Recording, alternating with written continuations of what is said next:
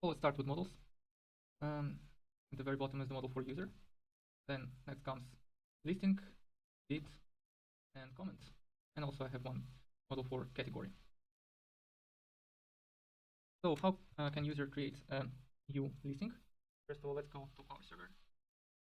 And we need to be signed in. Now it is the case. I'm signed as an admin. Let's create a new listing. For example, let's go for iron. Iron. Image URL. Let's find one. This one looks good. We need to open it in a new tab in order to obtain this link. So put it here. Then category. These 6 are categories that already exist in the database. Probably home is the most. It fits the best. So $20 starting bid, and here we have our iron. So now we are at the default route of the application, and as we can see here, those items are the listings, and they are represented as cards. For example, each card has, for example, iron, it has title, the status, active or not, with the host, for description, and the button to view more details, also current bid.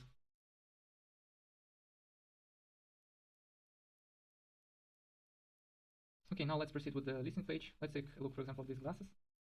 Here's a short description, and the user should be able to make a new bid. For example, 6.5. Yeah, it is successfully added.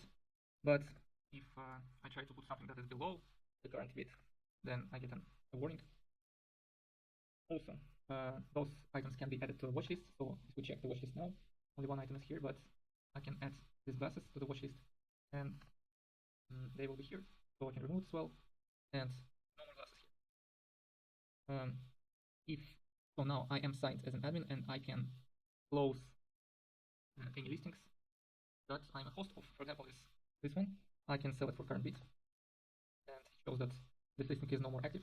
But if I relog as this guy here, the winner, let's log in and check the same item here, it will show me that this congratulations message. Also, I can add a comment here. I bought this one, and we'll display it for everybody.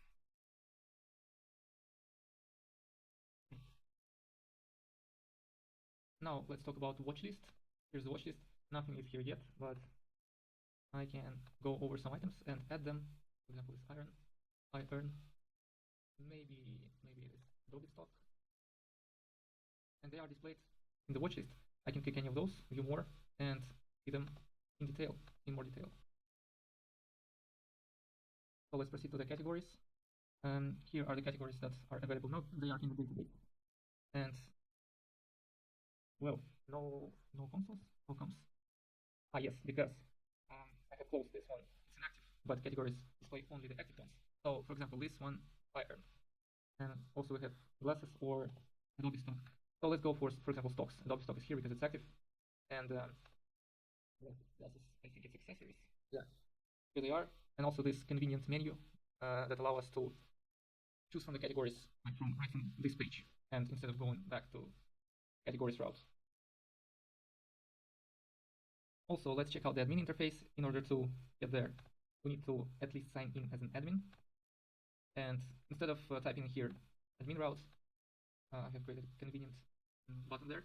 And we can check all the models, all the recordings in the database that are related, for example, bids, categories, comments, listings. I think it's the most important one. And we can filter them by category or by user. So leads are they can be also filtered by listing, of course, comments, and each of the recordings can be edited. For example, for comments, this editing page looks like this. For listings, any data that is related to listing, any listing can be changed here, edited.